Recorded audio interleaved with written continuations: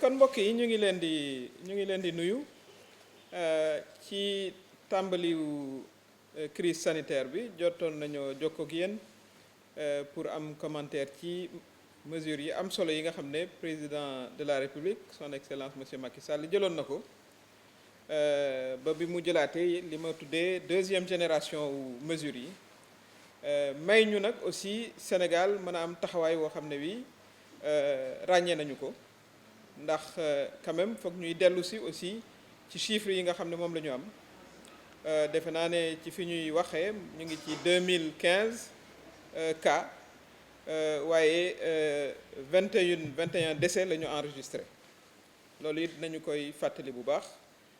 defe naa ne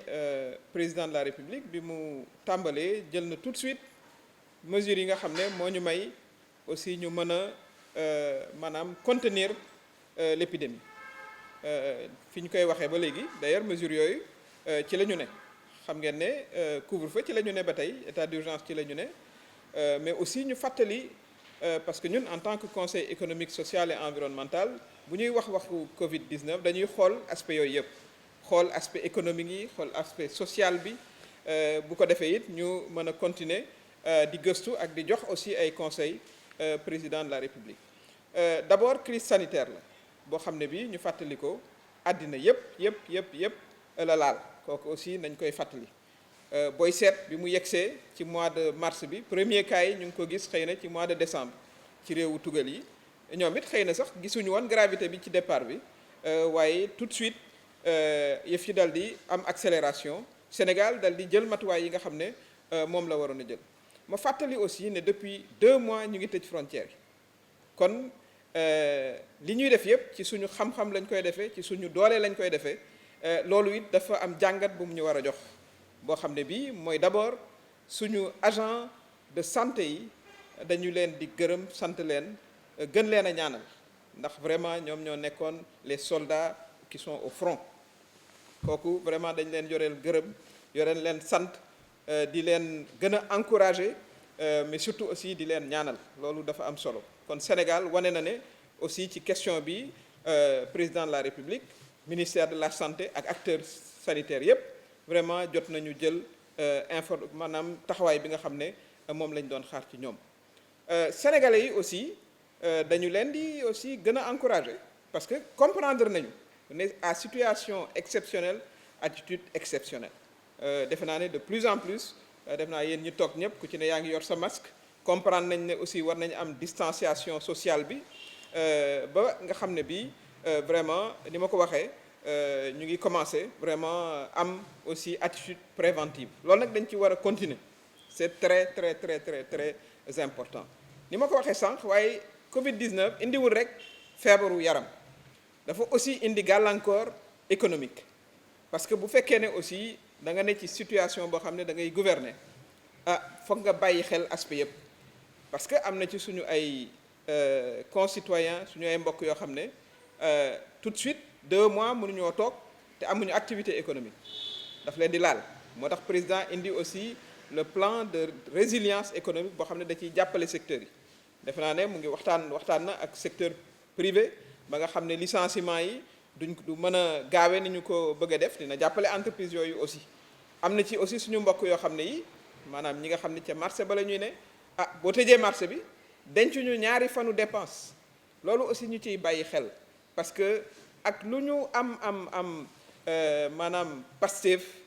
lu ñu am engagement ci wàllu lutte contre le coronavirus mënuñu ñàkk a bàyyi xel aussi ñi nga xam ne vraiment foog ñu xëy di daani seen doole ñooñu aussi foog ñu fexe ba ñu mën a aar seen bopp seen santé waaye mën a am quelques activités moo tax les marchés ndax marché aussi boo ko bëggee tëj ci lu yàgg ni ma ko waxee am na ñoo xam ne dencuñu 2 fanu dépense am na ci ñoo xam ne bu ñu jaayee ci seen table loolu la ñuy jël dal di yóbbu kon loolu it aussi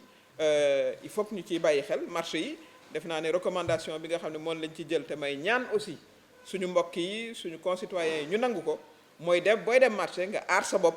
kiy jaay aussi aar boppam maanaam takk maskam voilà mayante distance ba nga xam ne bii di nga mën a conduire sa activité économique am loo jàppale sa njaboot loo suturloo waaye aussi aar sa bopp loolu am na solo trop. benn jour bi nga xam ne dinañ ci tëj marché yi nag dafa am solo man su ma jàppoon sax ne dama jàpp sax ne loolu aussi après war naa continuer ndax marché war na am bés boo xam ne dinañu ko raxas ba mu set bu ko defee ñu am li ñu naan les normes d'hygiène donc loolu it dafa am solo. am na question bi nga xam ne nag aussi moom la ñuy waxtaanee ci fi ñu toll mooy mbirum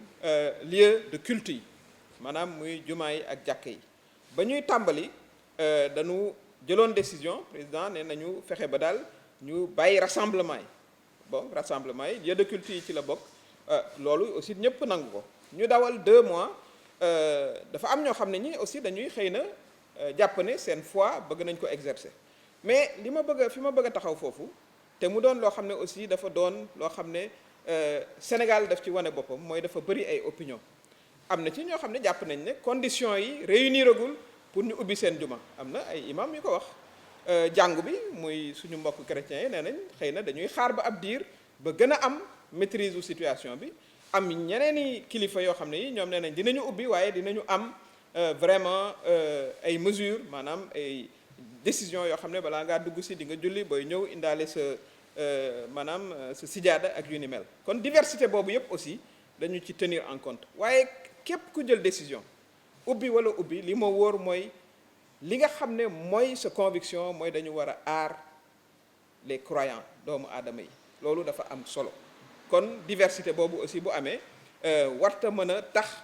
ñu naan dañuy teg masque ba de côté déedéet ñi nga xam ne dañu ubbi sax dañu ne dañu war a ñëw ak masque dañu war a mën a maanaam utiliser gel dañu war a mën a fexe ba bu ñu demee aussi seen dàll am fu ñu ko teg ak yu ni mel ñi nga xam ne ubbeeguñu aussi jàpp ne xëy na ñoom conditions yi réuniragul pour que ñu ubbi seen xel dalagul ci ubbi ñooñu aussi dañ leen koy nangul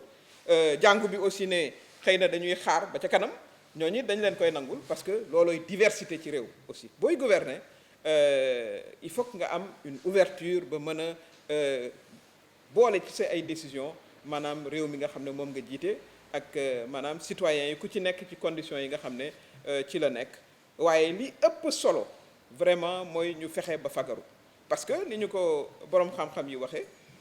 dinañu dund ak Covid 19 te war nañoo fexe ba ni ñuy aare suñu bopp ñu jéem a fexe nag aussi ba ci wàllu koom aussi mu bañ a indi gàllankoor boo xam ne dana metti ci ñun booy seet dëkk bu mel ni Amérique déjà 20 millions de chômeurs am na fa voilà booy wax France ñoom it da ngay wax ci chômage bi nga xam ne dañu yokk ñun ñi nga xam ne dañu nekk ci tabax suñu réew aussi il faut que ñu fexe ba am solution yoo xam ne yi dinañu aar suñu bopp waaye dinañu fexe aussi ba koom-koom bi war a mën a démarrer surtout ni ma ko waxee suñu mbokk yi nga xam ne ñoom bés bu ne dañuy dox dépense bés bu ne dencuñu loo xam ne lii mën nañ cee dund ñetti fan ñeenti fan ba juróomi fan ñooñu it ay sénégalais lañu dañ leen war a bàyyi xel bu baax a baax a baax. bu ñu gisee président nee naa sànq ci dëkk yi njëkk a jël ay mesures de prévention Sénégal ci la bokk tëj frontière ma fàttaliku ci ñi ko njëkk a jël bi ñu koy jël sax bëri na dëkk tubaab yoo xam ne ñoo leen njëkk a tëj suñu frontière ne leen mënu leen a ñëw ndax cas importé yi jël décision yoo xam ne yi pour aar aussi travailleurs yi la noonu nañ koy fàttali bu baax a baax a baax a baax indi aussi benn programme boo xam ne 1000 milliards la commencé di mobiliser xaalis pour dem ci biir maanaam soxla yi nga xam ne dina Covid 19 bi dina ko indi te ñu war cee répondre muy force Covid 19 boobu ma wax kon defe naa ne président jël na matuwaay yoo xam ne yu mat sëkk la waaye nag aussi ni ma ko waxee dañuy évoluer ci position bi ndax Covid 19 daanaka booy seet kenn amu ci certitude maanaam kenn mënta wax ne lii mooy décision bi ñuy jël moom la ñuy continuer di jël ba faaw gouverner sax du noonu booy gouverner ni ma ko waxee da ngay envisager situation yépp ndax ñëpp bokkuñu doon ay fonctionnaires salaire di leen xaar ñëpp bokkuñu am compte bancaire wala économie déedéet donc il faut que aussi ci décision yi ngay jël nga ëmbaale maanaam ñi nga xam ne xëy na dañuy soxla war a mën a génn war a dem liggéey kon président au contraire je pense que ni mu taxawee mooy comprendre Sénégalais yi ñi nga xam ne jàpp nañu ne wax naa ko sànq président plus que jamais booy seet ci mesures yi newuñu abandon des mesures dañu ne am na ci mesures yoo xam ne xëy na dañuy évoluer parce que loolay àddina aussi booy xool li xew ci réew yi am na ñoo xam ne jël nañ seen ay yenn mesures arrêté ko def évaluation continuer am na ñoo xam ne sax dañu mujj reculer parce que loolay àddina aussi loo xam ne au jour le jour la ñuy gérer loolu dañu koy comprendre mais mënuñu rek ne état moo yor prévention citoyen bi dafa yor prévention loolu aussi am na solo en tant que conseil économique social et environnemental dañu ci aussi ñaax bu baax a baax suñu concitoyens yi xam nañ ne Covid-19 am na ci ñoo xam ne xëy na ci ñoom la gën a méttee muy mag ñi kon damay woo aussi suñu concitoyens yi ñu protéger aussi suñu mag ñu baax ñi nga xam ne ñu ngi ci réew mi xëy na dinañu bëgg a génn bi am yenn activités yi waaye ñu aar leen bu baax xale yi aussi ñoom it ñu aar mag ñi parce que bu fekkee da nga dem amoo comportement boo xam ne moo lay protéger boo jotee jàngoro ji doon xale xëy na du la faagaagal waaye mën ngaa dem wàllu koo xam ne kii xëy na yaramam neexul noonu mag la wala am na hypertension wala am na diabète wala insuffisance rénale parce que wax nañu ne ñooñu xëy na ci ñoom ci la feebar bi gën a méttee loolu it aussi dañ ko war a moytandiku donc jeunes yi dañu war a am taxawaay bu responsable non seulement ci aar seen bopp waaye aar ñi ñu dëkkal mais aussi am rôle bu ñuy jouer ci prévention bi kon damay woo aussi association jeunes yi ñoo xam ASC yi la ñoo xam daayira yi pour ñu gën a waxtaan ak mag ñi waxtaan ak voilà population bi dugal seen loxo aussi ci sensibilisation bi yee nit ñi fexe ba ku ne yor sa masque ku ne di gën a raxas sa loxo soxna yi aussi jigéen ñi moo xam ci biir koñ yi ak yu ni mel association yi groupement yi ñu fexe ba jàpp virus bi ne soxla yi ñëpp la loolu c'est important parce que aar nag mu ngi commencé ci aar sa bopp aar sa njaboot ak aar ñi nga dëkkal loolu aussi am na solo. ci digal yi nga xam ne président joxe na ko ci dañuy jàpp aussi ne ci situation d'urgence la ñu ne ak la ñu ne woon lu ci bëri aussi dafa bette waroon nañu rassembler stock yu bëri yoo xam ne yi waroon na rapidement dem yooyu yëpp it aussi def naa force Covid-19 bi nga xam ne installé nañ ko dinañ ci gëstu xool li nga xam ne mooy li ci dox ak li nga xam ne moom la ñu war a améliorer parce que aussi nañu comprendre ne lépp mënta doon parfait kooku moom dañu koy nangu aussi mais question boobu dañu koy bàyyee force Covid-19 bi nga xam ne ñëpp a nga fa toog ay représentants yaa nga fa dinañu saytuwaat mbir mi li nga xam ne moom la ñu ci war a corriger ñu corriger ko fexe ba aussi distribution bi gën a gaaw maintenant pour yegsi ci affaire lieu de culte yi ku jégi opposition bi bon mën nañoo bañ a d'accord waaye def naa ne li ëpp solo te ñu war ko wax mooy virus bi xàmmewul opposition xàmmewul parti au pouvoir xàmmewul nga bokk bii parti wala beneen parti virus bi moom citoyens yi ñoo ci bokk yem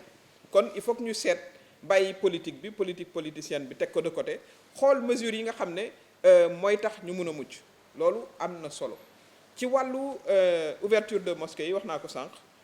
li ñu njëkkoon a jël mooy fexe ba ñu fermer yépp 2 mois après ñu continuer aussi di peut-être xool option yi nga xam ne ñoo am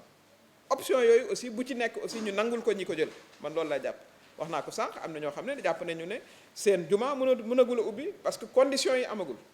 am ñoo xam ne nee nañu dinañ ubbi jumaa yi waaye dinañ fa teg conditions yi kuy ñëw voilà da ngay d'abord jàpp sa kër boo ñëwee ut gel indi sa tapis julli ñooñu it xëy na seen i jàpp nañu ne ci wàllu woowu dinañu mën a aar seen bopp mayante diir aussi ci biir jumaa ji ñeneen comme église ne ñoom jotaguñoo mën a ubbi parce que conditions yi amagul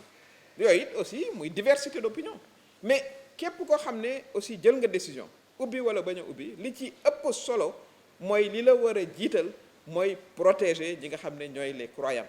parce que am na ci ñoo xam ne aussi nee nañu ñoom foog ñu julli ji parce que jàpp nañ ne ci julli ci la ñuy réaliser woo waaye nañu fexe nag ba aussi vraiment mu doon ci conditions yoo xam ne d'abord dañuy aar seen bopp du ñu wàllante du ñu wàll ñi nga xam ne ñooy ñëw ci lieu de culte yooyu mais li ma war a wax mooy xam ngeen ne bu ñu nee experts yi ne dinañu continuer ak lii ba minimum mois de septembre fii léegi septembre sori na donc il faut que ñu commencer réfléchir sur progressivement naka la ñuy évoluer ba mën a amaat suñu yenn habitudes yi ñuy amoon mais sans am ay risques à minimiser le risque parce que il faut aussi que ñu continue retrouver une vie voilà qui se normalise mais ba tey ñu am maanaam mesure de protection yi nga xam ne moom lay àndal wax naa sànq marché yi li gënoon évidemment mooy ñu tëj ko du am contact waaye boo ko defee ni ma ko waxee bëri na ñoo xam ne du ñu lekk kon d'abord fan ngay duggee ñi nga xam ne aussi ñoo ne ca marché ba bu leen fàtte ne 70% bu suñu économie c'est le secteur informel mooy suñu tablier yi ñi nga xam ne seen table la ñu yore mooy marchand ambulant yi mooy jaaykat bi teg taabalam moo xam légume lay jaay wala géej wala lu ni mel bu jaayee ñaare sax ca midi lay yónnee këram wala xale ñëw jël si dépense ba yóbbu ñooñu it dañu bokk ci Sénégal ñu war leen a bàyyi xel loolu it am na solo mais bu fekkee ne ñëw nañu liggéey si loolu mooy différence bi te président wax na ko de manière très claire nañu fexe ba mën a protéger seen bopp yore masque bi moom dañuy vraiment recommander bépp citoyen mën a yor sa masque wara mën a fexe di raxasu yor voilà saabu ak ndox di ko def loolu sax dañ ci war a sax ndax xam nañ ne voilà bëri na jàngoro yu bëri yoo xam ne ci loxo yu setul lay jaar fexe nag ba aussi dajaloo bi ñu war ko mën a minimiser yu ci bëri aussi dañ koy bàyyi parce que virus bi dafa indi changement wu habitude lii nga xam ne ci la ñu ne dañuy fàttali ne aussi dëkk yu bëri ci lañ jaar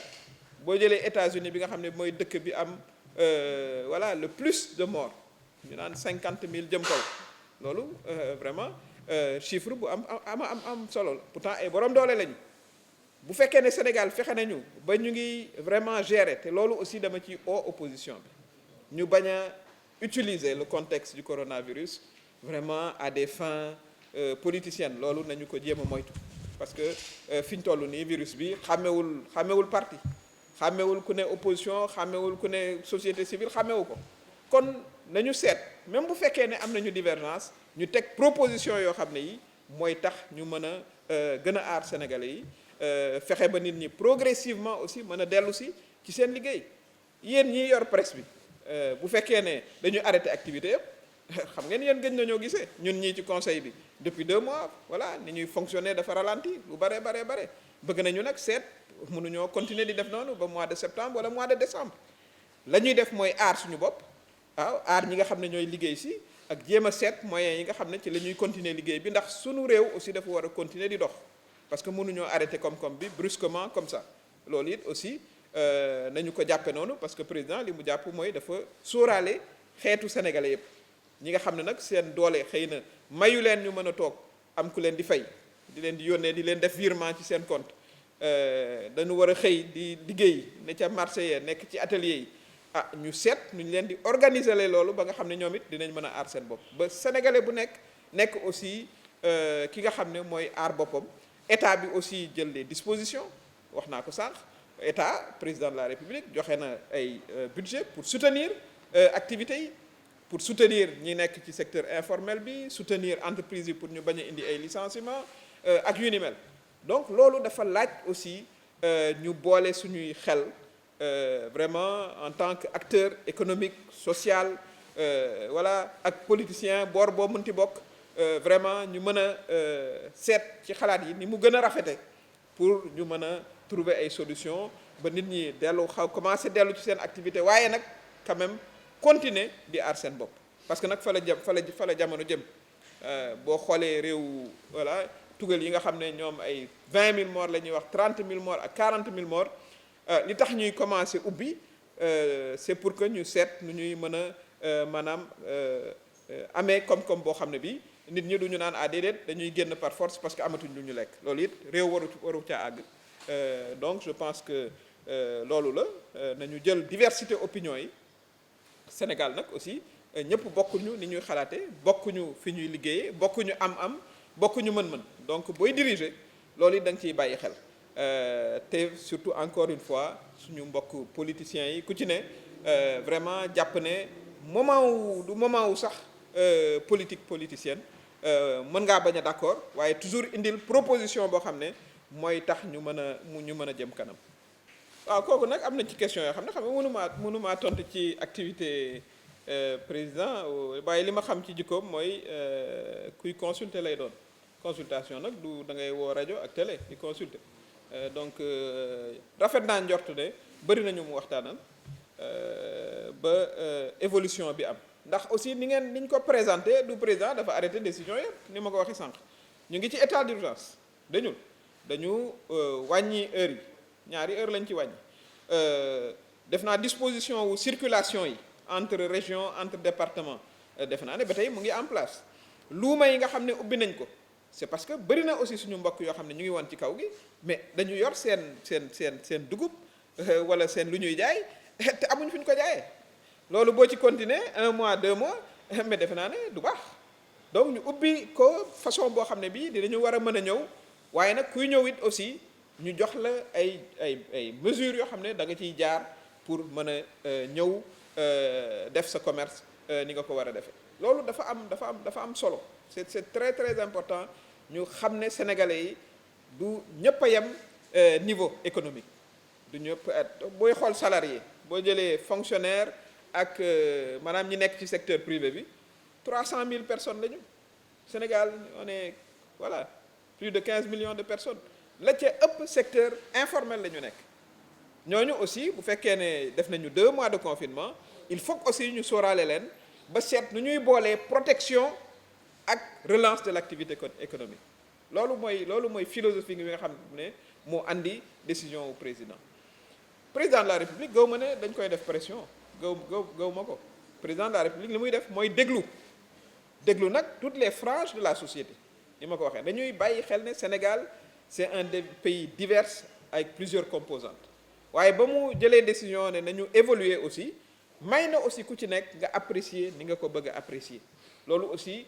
dama koy saluer am na ci association bu féliciter église association musulmane bu féliciter église loolu Sénégal rek nga koy gisee ñu war koo mën a rafetlu donc bu ñuy wax Sénégal ne pays de tolérance de collaboration de bonne entente entre les religions loolu exemple la ci ñu fàttali ko ñi nga xam ne dañu ne non pour ñoom donte président sax nee na mën nañoo ubbi jàppaguñu ne ñoom ils sont prêts ñu nangul leen ko bu baax a baax am imam yu ne déet ñun kat dañuy xaar ba gis lu gën a doy suñu xel ñu mën koo def ñooñu it ñu nangul leen ko am ñoo xam ne dinañu ubbi waaye képp kuy ñëw da ngay jàppe sa kër da ngay indi sa sijaada dañuy mayante diir 1 mètre bi nga xam ne moom la ñu wax bu ñu jullee ku nekk dal di dem protection yooyu booy ñëw sax ñu ne nga yor sa masque di julli ak masque xam nga loolu daawul am donc ñooñu it aussi donte ubbi nañu seen jàkk am nañu responsabilité ne kuy ñëw aussi na nga protéger sa bopp protéger ñi ngi ci fekk boo delloo aussi protéger sa waa kër famille donc amu ci benn forme de pression man li ma jàpp ne mooy déglu l'ensemble de la population et puis dal di may aussi ku ci nekk nga mën a commencer nag seetaat nu ñuy delluwaatee maanaam ci activité économique yi d'ailleurs réouverture des mosquées du fii rek la war def naa ne war ngeen a xool aussi dans le monde ñoo xam ne ñi def nañu ko possibilité la ñu wax une possibilité mais encadrée def naa ne dégg nañu bu baax a baax ne mosquées yi aussi dinañ ci jël ay dispositions pour que règles yi nga xam ne mooy pour aar sa bopp ñu war koo mën a def waaye ni ma ko waxee ñi nga xam ne jàpp nañ ne ils ne sont pas encore prêts muy l'église loolu it aussi ñu may leen ko parce que ku ne aussi da ngay def li dal sa xel mag ñi nga xam ne am nañu maanaam ay pathologie ñooñu it aussi vraiment ndax aussi ñun yëpp ku ci nekk dafa am dañ ci am mag ñoo xam ne da nga leen a bëgg bu baax a baax ñoom it ñu bàyyi xel ci loolu bu baax xam ne il faut que vraiment ñu protéger leen ñoom it ñu protéger seen bopp voilà muy diversité boo xam ne bii mooy Sénégal pays de diversité la kooku dañu bu ñu koy fàtte te ku ci nekk nag boo amee sa opinion ñu nangul la ko ci kaw aussi yow it nga jël am sens de la responsabilité te damay jàpp ne aussi suñu chefs religieux yi ñu ngi compter sur ñoom pour que mesures yi nga xam ne moom la ministère de la santé indi mooy sol masque raxasu mayante distance yooyu yëpp ñoom it ñu dugal ci seen loxo bu baax a baax bu ko defee ñu continuer aar suñu bopp man dama jàpp ne bu fekkee ne mesures yi doxale nañ ko ni ñu ko war a doxale defe naa ne dinañu am résultat yu baax ni ñu ko amee au moment où on parle parce que nag quand même am dëkk yoo xam ne ñu nga fay tudd ay 10 000 20 000 50 000 ñun ñu am 21 décès c'est 21 décès de trop waaye nag quand même nañu jàpp ne c'est de bons résultats yooyu nag dañu bëgg mu sax waaye nag bu ñuy protéger suñu bopp may aussi nit ñi aussi ñu mën a continuer di am koom di mën a am lu ñu yóbbu seen kër di mën a voilà suturlu loolu dafa am solo donc dama jàpp ne président avis yooyu yëpp la jël mais surtout aussi ñu xam ne nit nag aussi comme a ko yor nit ki aussi il faut que mu am activité boo xam ne bi ci lay yëngu mën ci yor njabootam te 70% suñu mbokku Sénégal yi secteur informel la ñu nekk kon il faut que ñu aménager leen aussi espace boo xam ne dinañu mën a suturlu waaye dinañ mën a protéger seen bopp donc loolu def naa ne am na ci solo lool au contraire je pense que gouvernement bi jël na ay mesures fortes am budget boo xam ne daf ko teg à côté pour soutenir leen soutenir sénégalais yi soutenir secteurs yi waaye am na pàcc boo xam ne nag ñoo koy defal suñu bopp ñun en tant que citoyen protéger suñu bopp protéger suñuy famille bu ko defee vraiment résultats yi nga xam ne am nañu ko ñu gën a mën a sax encore une fois te duñu tàyyi di ko def vraiment féliciter encourager le personnel de santé sonn nañu saa yu ñu xëyee seen bakkan a ngi ci xott parce que ñooy nekk en contact avec les malades ñu koy def nag vraiment ak dévouement loolu it dañ leen ci sant bu baax force de sécurité yi vraiment ñu ngi leen di gërëm di leen sant parce que ñu ngi sur le terrain matin midi soir dañ leen di gën a ñaax nag xam nañ ñu sax ne ñoom loolu la ñu signé parce que loolu seen métier waaye nag ñu ngi koy defee ci condition yoo xam ne yi vraiment dafa laaj ñun ñu gën leen a jox respect gën leen a jox cër mbir mi nga xam ne aussi la ñuy adressé population yi mooy bu fekkee ne dañ leen woo ci benn cas ñu ñëw di jël ay prélèvement nañu xam ne dañu koy def pour intérêt njaboot gañ fay fekk intérêt de la population kooku aussi vraiment dañ leen war a sant dañ leen war a ñaanal defuñu ko pour stigmatiser benn famille wala ñaawal benn famille déedéet dañ ko def pour aar d'abord ñi nga xam ne ñooy li ñu naan les personnes contact gouvernement bi aussi jël mesure yoo xam ne bu ñu gisee personne contact jël ko yóbbu ko hôpital yóbbu ko ci hôtel mais loolu am na dëkku tugal dama koy tudd sax muy France ci ñun lañ ko jëlee ci ñun la ñu jëlee jël personne contact di yóbbu dans les hôtels fii ci Sénégal la commencé kon nañu wóolu suñu bopp aussi nañu wóolu suñu bopp xam ne ci crise bi ñu ne dañu ci jot a wane suñu bopp pendant 2 mois ni ma ko waxee tëj nañu frontière ñun ñoo des ci suñu biir la vie di continuer voilà ñuy seet solution di ko régler man loolu laa gëm ne réew da ngay gëm sa bopp loolu aussi message la pour les jeunes message pour les femmes xam ne ñun ñoo war a tabax suñu réew ñun suñu bopp voilà pendant 2 mois dañ tëj kenn demul kenn dikkul et pourtant ñu ngi fii voilà di faj suñuy malade di gérer suñu économie loolu nag li nga xam ne moom la war a jur mooy ñu gën a am confiance en nous-mêmes loolu c'est très très très important parce que nag confiance en nous-mêmes du politique rek ak wax déedéet jëf la dafa am solo bu ko defee action yi nga xam ne moom la ñu war a gis pour le futur fexe ba autosuffisance alimentaire am tëj nañ frontières yi mais ñu mën a dundal suñu bopp di bay li nga xam ne moom la ñuy lekk voilà dem ba li nga xam ne moom la ñuy sol fii lañ koy defaree suñu industrie textile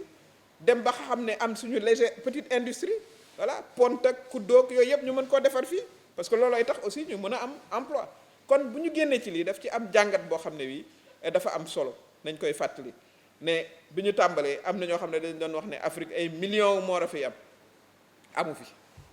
pendant que dëkk yi nga xam ne ñoom dëkk tugal lañ voilà ay 30 000 ngay dégg ki 25 000 ak yu ni mel kon loolu bu ñu ko yàlla defalee